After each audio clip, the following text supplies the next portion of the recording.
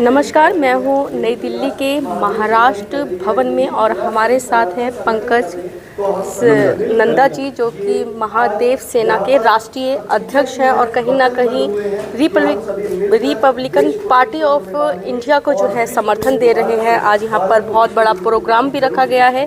Sir, आज यहाँ पे आप आए हैं, आपने शिरकत की है, आपने तमाम लोगों से बातचीत करी है और कहीं ना कहीं आप रिपब्लिकन पार्टी का जो है समर्थन दे रहे हैं चुनावी टाइम पे, क्या कुछ कहना चाहिए? महादेव सेना सनातन संस्कृति का प्रचार प्रसार करती है और भारत के तिरंगे के लिए सेवा में कार्यरत है। देशभक्ति के सभी कामों में बढ़ चढ़ के महादेव सेना परिवार कार्य करता है। अनेकों कार्य जो देश विरोधी गतिविधियों के चलते हैं, उनका भरपूर विरोध महादेव सेना ने किया। और आरपीआई एक राजनीतिक पार्टी है, बाबा साहेब अम्बेडकर के दिशा निर्देशों पे, उनके आदेशों पे चलती।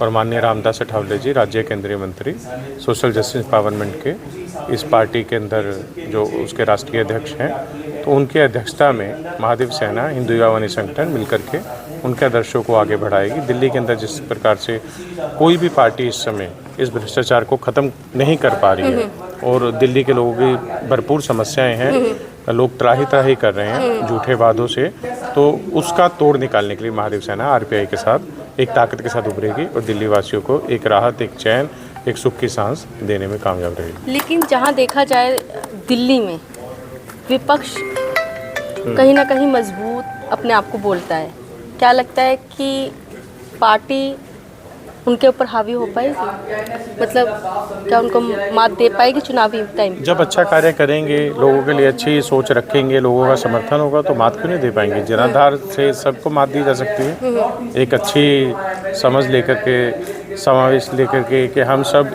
अपनी दिल्ली के लिए, देश के लिए कुछ अच्छा करना चाहते हैं, तो पब्लिक उसमें भरपूर साथ देगी। और जहाँ पब्लिक साथ देगी, वहाँ किसी को भी जो पब्लिक को तो राशन, बिजली, पानी ये सब मिल ही रहा है। जब ये पार्टियां पैदा नहीं हुई थी, पब्लिक तब भी राशन खा रही थी, बिजली पानी ले रही थी, लेकिन उनको अब तो 1000 रुपये भी 1000 रुपये हर महिलाओं को लिए घोषित कर दिया आतिशी ने। अब आप कुछ कार्य कर रही हैं, आपको अगर 1000 रुपये देके घर पे बिठा दिया जाए तो क्या आप उस 1000 रुपये के लिए बैठेंगे? आप अपना कैरियर, अपना जीवन, अपना परिवार, देश, समाज सबको मजबूत चाहेंगे ना। उस मजबूती की तरफ ले जाना है, इन झूठे वादों की तरफ नहीं ले जाना है हमने। ये 1000 रुपये तो कोई भी पार्टी दे सकती है अगर देना चाहे तो, लेकिन दिल्ली में आप देखो गंदगी, पीरागढ़ी, मंगोलपुरी, पंजाबी बाग, इस तरफ आप जाए, बड़े बड़े बस स्टैंड्स हैं जो जहाँ पर इतनी आबादी है, वहाँ पर आपको इतनी गंदगी दिखाई देगी, आप पैदल नहीं चल सकते हैं। वो कह रहे अभी टाइम लगेगा सुधार करने में, क्योंकि अभी सत्ता में आए हैं। सुधार होते होते अपना मतलब पूरा होता जाता है ना। खुद हाथी घोड़े सब मिलते जाते हैं, सिंहासन मिलते जाते हैं। पब्लिक के लिए समय चाहिए, अपने लिए समय नहीं चाहिए ना। अपने लिए तो जो कुछ भी काम करना है वो तो आती तुरंत हो जाता है। पब्लिक के लिए हर चुनाव में समय मांगते रहो और उनको जो मूर्ख बनाते रहो और अपना साधते रहो। क्या लग रहा है कि सरकार अपना जो है उल्लू सीधा करने के लिए जनता को गुमराह कर रही है?